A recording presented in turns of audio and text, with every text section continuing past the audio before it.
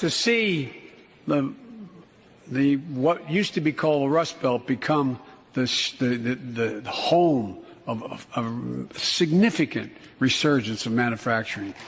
Putin may circle Kyiv with tanks, but he'll never gain the hearts and souls of the Iranian people. He'll never extinguish their... Preventing Russia's central bank from defending the Russian ruble.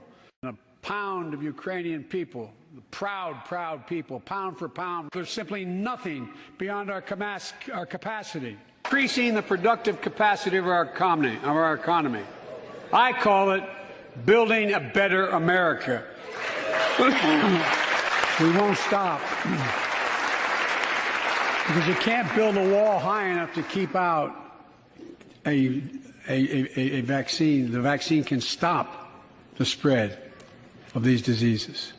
As one people, one America, the United States of America. God bless you all, and may God protect our troops. Thank you. Go get him. In Afghanistan face many dangers. One being stationed at bases breathing in toxic smoke from burn pits. Many of you have been there. I've been in and out of Iraq. The third piece of that agenda is support our veterans.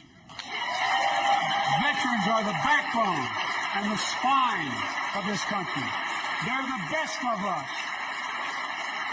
I've always finally get the benefits of the comprehensive health care.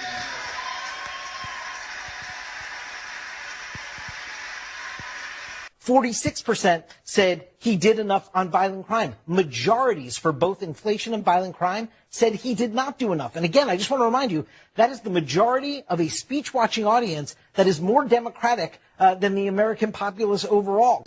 I also think there was a strange moment at the end where he said, go get him. That was audible to the audience, and we're not quite sure what he means.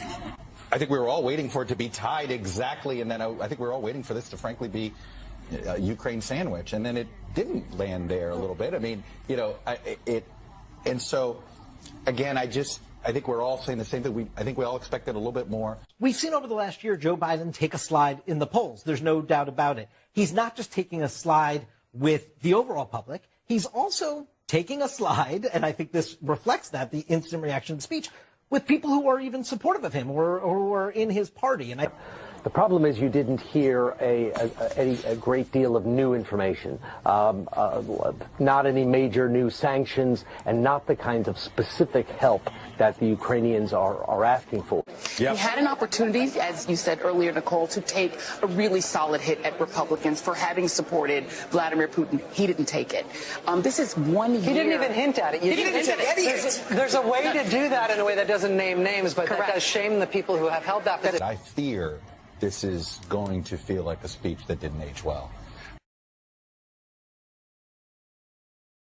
Speech that didn't age well. Welcome to the show, ladies and gentlemen. We are live a little bit late today. We were up till 1 a.m. last night doing some incredible interviewing with Lauren Boebert, the hero of the hour, the queen of the memes this morning.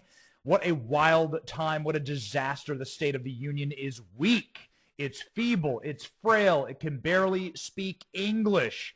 The State of the Union is embarrassing and creepy and weird and has dentures and a lot of plastic in its face. The State of the Union was boring and lame. Joe Manchin sat with Republicans the entire time. What happened? Joe Biden got called out to his face by Lauren Boebert, and if you were watching our program last night, you saw it all. We had Lauren Boebert on with us. We'll play you a clip in just a moment. But first, ladies and gentlemen, how about the dude who's supposed to be talking? How about the guy who's supposed to be walking, sauntering into the Capitol like it's his own hometown, pistols on his side, getting up on the dais and giving a kingly, regal talk? None of that happened.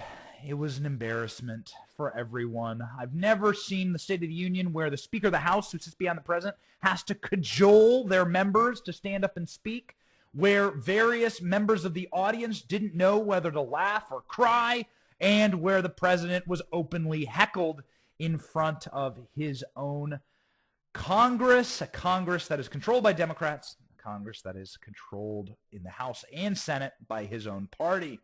What a disaster. What a joke. And we have for you the greatest clips from the State of the Union.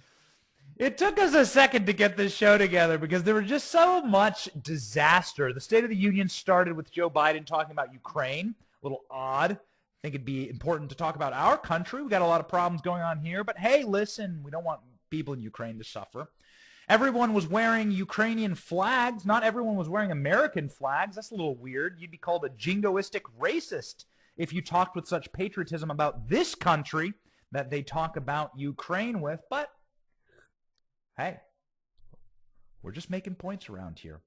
These people certainly do love a distraction, and so they talked about Ukraine nonstop. Unfortunately, the people in Ukraine can't be too at ease watching this because Joe Biden doesn't even know what their nationality is. Joe Biden said that Ukrainians are, in fact, Iranians. We have the clip. Go.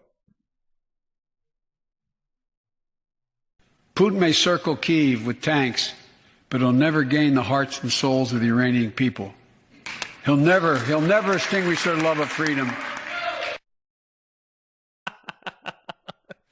He'll never gain the hearts of the Iranian people. The funny part about that clip is that he actually did gain the hearts of the Iranian people. Iran works with Russia as an ally on virtually all fronts. And Russia actually is negotiating peace deals with Iran and the United States. Russia is and has won the hearts and minds of the Iranian people. It's the Ukrainian people who they're bombing, Joe. But you know, Joe wants to let the people of Ukraine know that if they just built a wall high enough, that they may be able to keep out vaccines. We'll see, Joe Biden. If you build a wall, you can't stop a vaccine. What? Clip, go. On Earth. We won't stop. Because you can't build a wall high enough to keep out a vaccine. The vaccine can stop the spread of these diseases. You know, we've lost so much in COVID-19. You can't build a wall high enough to keep out the vaccine, ladies and gentlemen. Remember, that's the wall that they want on our southern border, the one tall enough to keep out the vaccine. What a absolute dumpster fire. We're not done yet. If you want to set something on fire, and if you're a big fan of what was formerly known as the Rust Belt, well, your brain will be set on fire as Joe Biden tries to talk about the place that you live. Joe Biden talking about the Rust Belt? Go. On Earth. Time to see the what used to be called the Rust Belt become the home of a significant resurgence of manufacturing. Manufacturing. Yeah. Man, this entire spectacle was just creepy. Don't let octogenarians run your country. Joe Biden is 79 years old. Joe Biden and Nancy Pelosi, both born during World War II. Creepy, plastic, weird, dentures, brain, snapping, and Joe Biden thought he did a really good job. Instead of ending on a positive note or having some type of rhetorical lift or flourish, as they call it in the speechwriting industry, Joe Biden ended by screaming at everyone. He yelled his way through the end of his speech like he often does because he has sundown syndrome. Sundown syndrome is the sun is down, he's old, he wants to go to bed, and Joe Biden really wanted to get to bed. He essentially screamed his way through the very end of his speech. It was cringy, it was horrible, and it ended so confusingly. Let's listen.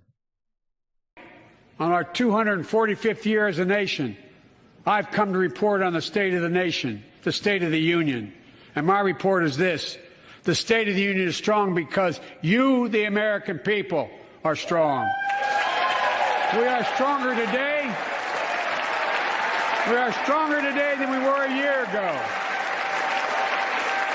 And we'll be stronger a year from now than we are today. This is our moment to meet and overcome the challenges of our time.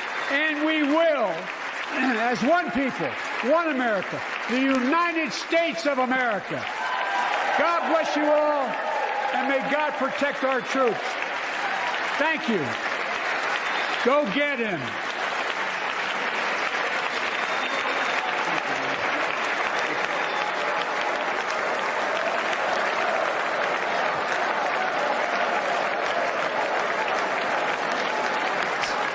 Is he talking about? What does go get him mean? Well, there are two converging opinions as to what go get him means. Go get him could be Joe Biden having a aneurysm, a dementia-aided aneurysm and a flashback, thinking that he's talking about Osama bin Laden. Maybe he's going to go get him. Maybe going to go hunt him down. You know, Joe Biden was serving as vice president when Navy SEALs did that. Maybe he was just having an aided flashback, or Joe Biden was reading the prompter, as he's known to do, and go get him was actually written in the prompter for his handlers to run up on stage and get him. Those are the prevailing opinions right now as to what go get him means. Joe Biden, of course, confusing the entire world and confusing the corporate press, who had no idea what the hell to make of all of this. I have no idea what to make of Nancy Pelosi. Cheers up. If you were watching last night, I cheers Nancy Pelosi's doctors. Boy, what kind of cocktail are they pumping into this lady? She was behaving like a crazy old bat last night, and it made no sense what she was doing. In the next clip we're about to play for you, you will watch Nancy Pelosi grind her teeth. You will watch her grind her jowls, grind her knuckles together for absolutely and apparently no reason, almost like she's celebrating Joe Biden talking about burn pits, which is super weird. And you will see Nancy Pelosi almost fall over. That's right. Nancy Pelosi nearly falling over, grinding her mouth and hands together for no apparent reason other than she's having a seizure or an aneurysm? I don't know. You be the judge. Watch. In Afghanistan face many dangers. One being stationed at bases breathing in toxic smoke from burn pits. Many of you have been there. I've been in and out of Iraq. The third piece of that agenda is support our veterans. Veterans are the backbone and the spine of this country. They're the best of us. I've always finally get the benefits of the comprehensive health care.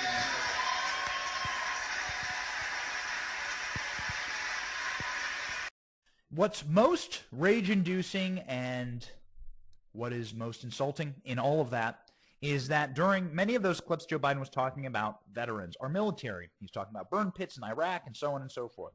Joe Biden likes to conflagrate his son's service in the military with those who gave their lives for our country in the line of duty, in the line of service in wartime. Joe Biden's son didn't do this. Joe Biden's son was serving as the Attorney General of the state of Delaware when he got brain cancer. It's tragic, and he died. But it's a very strange thing that Joe Biden often does, and we find it relatively repulsive when it's linked with the truism that Joe Biden didn't even mention Afghanistan. He didn't mention the 13 American soldiers who gave their lives in Afghanistan fighting, I guess, calamitously for the American withdrawal. He didn't mention the Afghan withdrawal at all. Must not have poll tested with the focus groups that well. Pretty irritating. None of the widows or the wives that you would normally see up in the stands who have lost their husbands in a major conflict. This is something often that happens. And, you know, Donald Trump did this. You would bring up the widow or the family of some service member who gave their lives, and you would honor them. It's a good opportunity to do that, some place where they can get applauded. You saw none of that at the State of the Union. In fact, the only time that the 13 service members who died on Joe Biden's bloody watch, the watch that he continued to check as their flag-draped coffins were rolled off the plane in the dignified transfer in Dover, Delaware, the only time that they were mentioned is by Lauren Boebert. Lauren Boebert, in the middle of Joe Biden's speech, said that you put 13 Americans inside of flag-draped coffins when Joe Biden was trying to make a different rhetorical point about flag-draped coffins. Lauren Boebert sending shockwaves through the halls of Congress, calling Joe Biden out to his face on live television, millions of people watching, Joe Biden not knowing what to do Pretty astonishing clip. Watch. And they come home, many of the world's fittest and best trained warriors in the world, never the same. Headaches, numbness, dizziness. A cancer that would put them in a flag-draped coffin. I know. One of those. Put 13 of them into coffins, Lauren Boebert says, and she's precisely correct. Joe Biden not mentioning that is shameful. You know, America's a very forgiving place. America's a wonderful place. And the American public is certainly accepting of the fact that we don't have rulers or princes here. We don't have people who have divine right, are infallible like the kings of old. We have normal citizens who get elected president and they make mistakes. Now, I'm not saying that you should ever forgive Joe Biden for killing our soldiers, which he absolutely did. I am simply saying that the American public will forgive the fact that humans make errors. And so if Joe Biden had come out and apologized, if Joe Biden had deeply, remorsefully talked to everybody who had sacrificed for so many years in Afghanistan and toiled in that hellscape, and apologized perhaps for the Bush administration and the Obama administration and every administration that did not end that horrible war, with all of our men coming back in caskets, maimed, without limbs, arms, eyes, ears, maybe perhaps maimed in the mind, some of the worst type of maiming that can happen, PTSD. If Joe Biden had just conceded and apologized and said he was sorry, and then honored the families who sacrificed and bled one last time in that rotted hellscape for our nation, whatever that mission may be, and however ignorantly and daffily it was executed by the Biden administration, I think that people would generally tend to, at the very least, be sympathetic and say the guy is apologizing. But he didn't do it. He didn't even apologize. He didn't apologize. He didn't welcome the families. He didn't even mention them. Lauren Boebert, freshman congresswoman from Colorado, had to mention them for him. That's probably because Lauren Boebert has one of the Gold Star mothers who lost a son in Afghanistan in her district. We spoke with her after the State of the Union, asked her about it. Here's what she had to say. The real thing that affected Americans that you called out to his face is him sending Americans home. That's right. Him sending Americans home in flag-draped coffins. Flag-draped coffins. Him checking his watch while that dignified transfer took place in his home state of Delaware, to the disgrace of our country, our military, our flag, those soldiers, their families. And you called him out. Can you walk our audience through this right now? Yeah, absolutely. So Joe Biden was mentioning Afghanistan and not talking about the horrible withdrawal that took place, the shameful withdrawal that took place under his watch that he checked so frequently. We had 13 of our servicemen and women killed. I have a new Gold Star mom in my district who, in her words, said Joe Biden killed my son. And I feel that grief. I mourn with her. That was the most difficult call that I've ever had to make, and it still compares to nothing that she is going through right now. Losing her son, her son's son not ever being able to see his father's face. And Joe Biden wanted to talk about chemicals that cause cancer. Look, that stuff's terrible. Okay, let's take care of that. But this is real, and this is right now. This is real time. And Joe Biden didn't want to bring up the fact that he took orders from terrorists, the fact that he left American citizens behind, and the disgusting fact that he sent 13 of our Marines home in flag-draped coffins. This is precisely the point. The point is, as commander-in-chief, it doesn't matter if it didn't poll test well or if you're ashamed of it.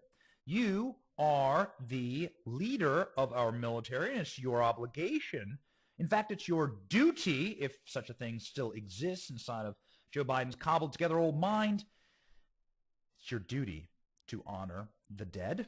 It's your duty to honor those who sacrificed under your orders.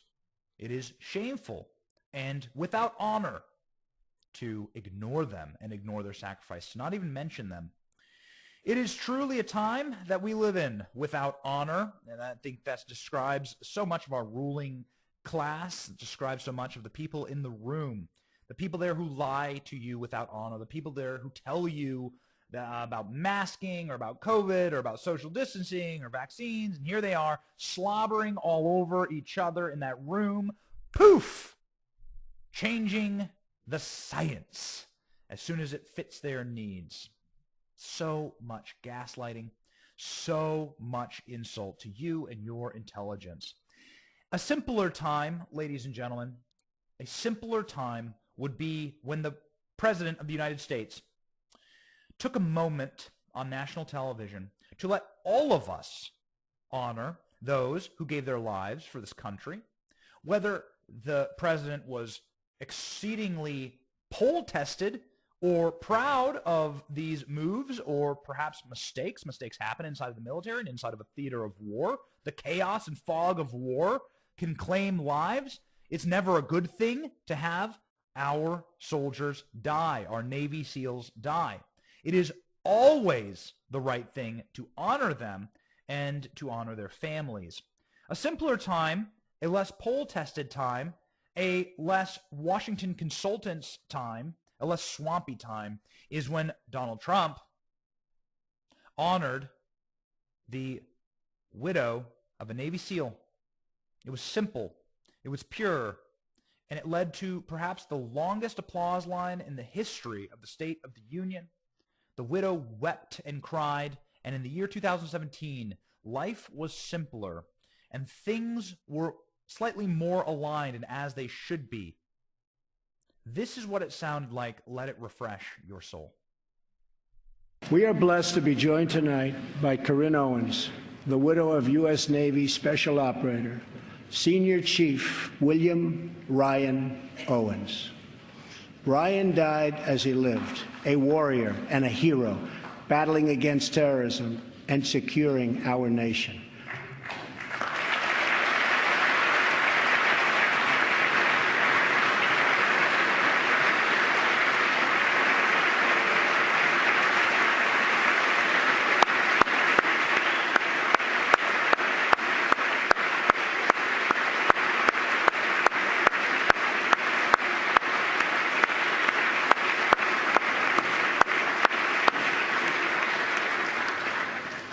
I just spoke to our great General Mattis just now, who reconfirmed that, and I quote, Ryan was a part of a highly successful raid that generated large amounts of vital intelligence that will lead to many more victories in the future against our enemy.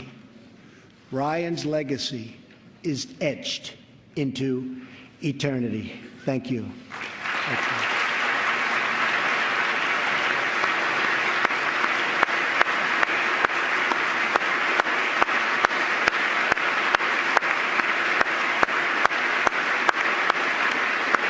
It doesn't take much. You probably remember watching that widow weep and cry and thank the president.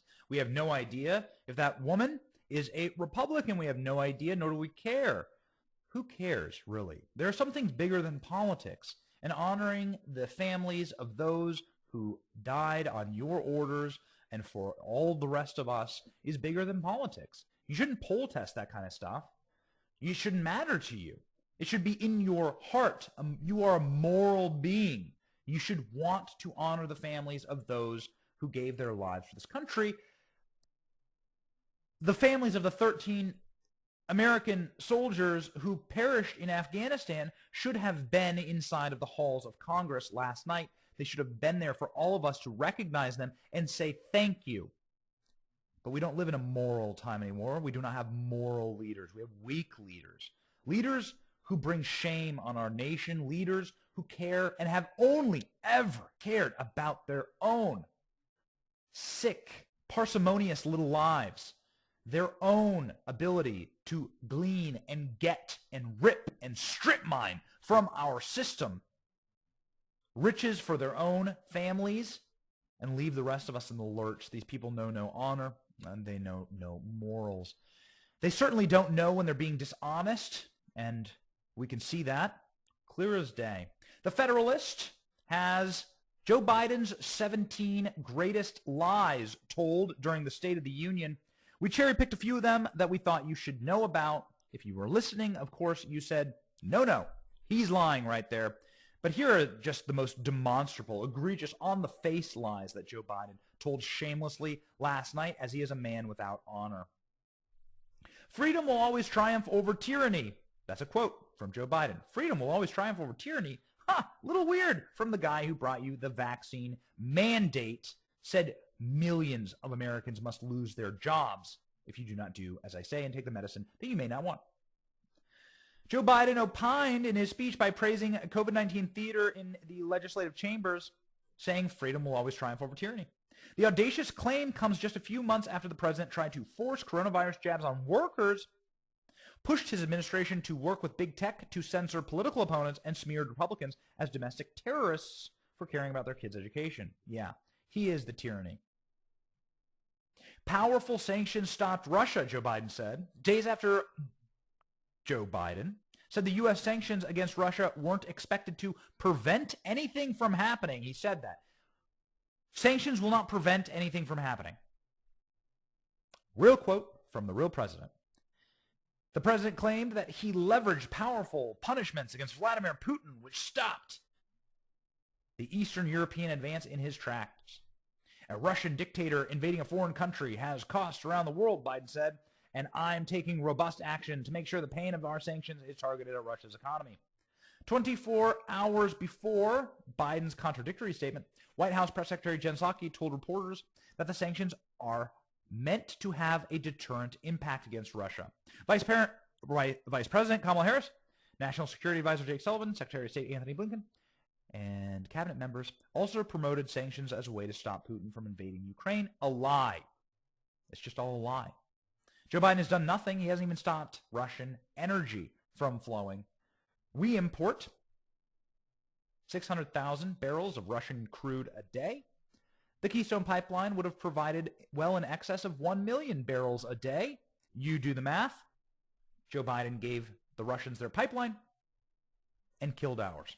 As Mark Levin said on his fantastic program, Joe Biden has sanctioned American energy far worse than he's sanctioned Russian. The next slide, buying American products is a priority. Biden said buying American products is a priority for his administration, but has conveniently avoided reinstating the U.S. energy independence by cutting off Russian oil supplies and lifting a ban on American drilling. Congresswoman Lauren Boebert reminded us of that. She wore this incredible scarf. It was like a scarf, like a sachet. It said, "Drill, baby, drill," on the back. Well done, Lauren. Such a badass. We wish she would have worn a Let's Go Brandon mask, but what can you do? Biden's lie also ignored the fact that the White House recently defended buying at least $1.3 billion worth of COVID-19 rapid tests from China, the nation that brought you the coronavirus 19, and disseminated to Americans instead of relying on locally sourced ones. Yeah, that's right. So they bought Chinese test kits. This was a big scandal. Of course, not big enough. They're not ashamed of it. They have no shame. Our economy roared back faster than almost anyone predicted. False. Biden claimed that our economy roared back faster than anyone predicted, but the average American suffers the consequences of a prolonged supply chain crisis and inflation. It's clear that price hikes, once touted by the administration as short-term, are here to stay. Solution to inflation is to lower your costs. Ha!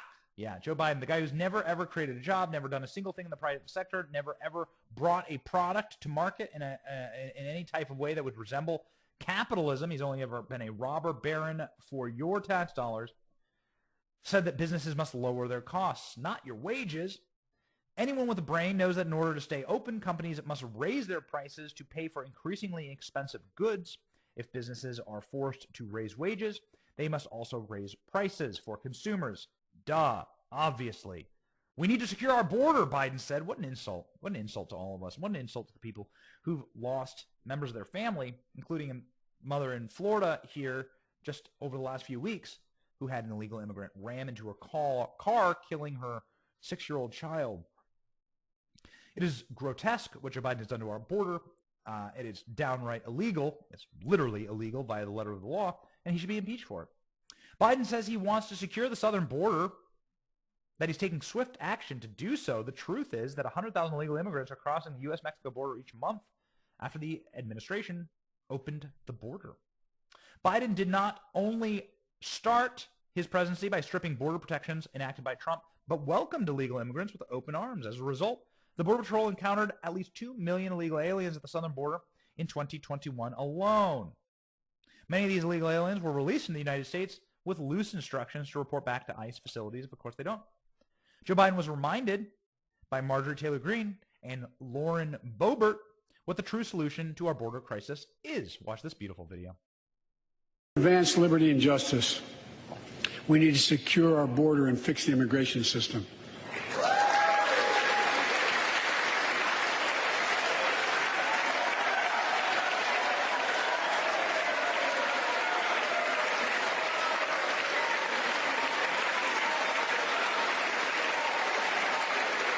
So this is, of course, where you get this famous photo now of Lauren Boebert and Marjorie Taylor Greene chanting, "Build the wall."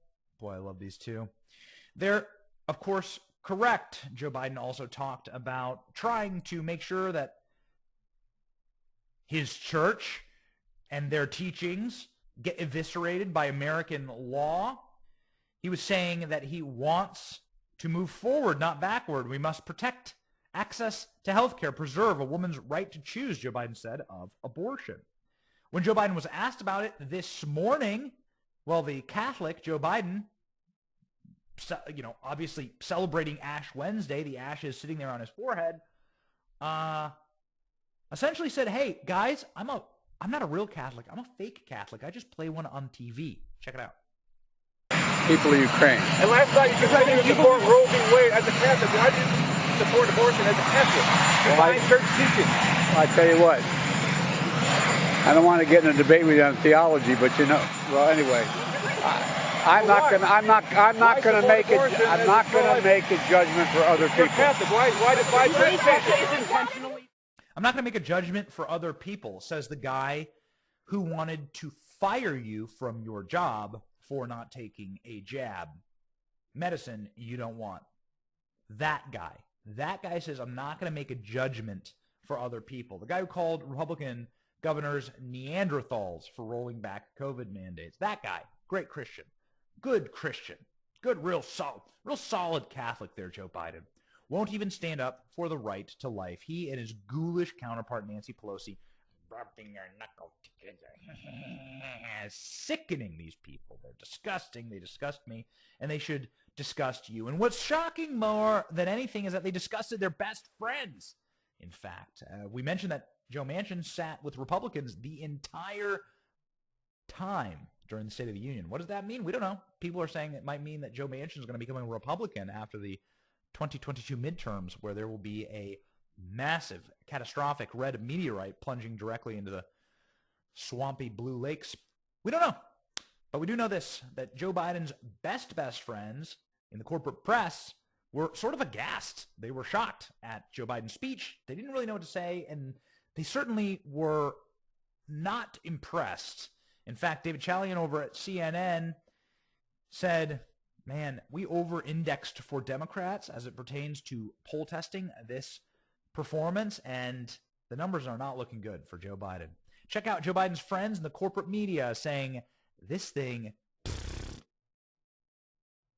46% said he did enough on violent crime. Majorities for both inflation and violent crime said he did not do enough. And again, I just want to remind you, that is the majority of a speech-watching audience that is more Democratic than the American populace overall.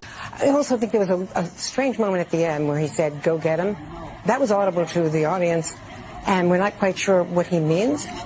I think we were all waiting for it to be tied exactly, and then I think we were all waiting for this to frankly be a Ukraine sandwich, and then it didn't land there a little bit. I mean, and so again, I think we're all saying the same thing. I think we all expected a little bit more. We've seen over the last year Joe Biden take a slide in the polls. There's no doubt about it. He's not just taking a slide with the overall public. He's also taking a slide, and I think this reflects that, the instant reaction to the speech, with people who are even supportive of him or who are in his party. And the problem is you didn't hear a great deal of new information, not any major new sanctions, and not the kinds of specific help that the Ukrainians are asking for.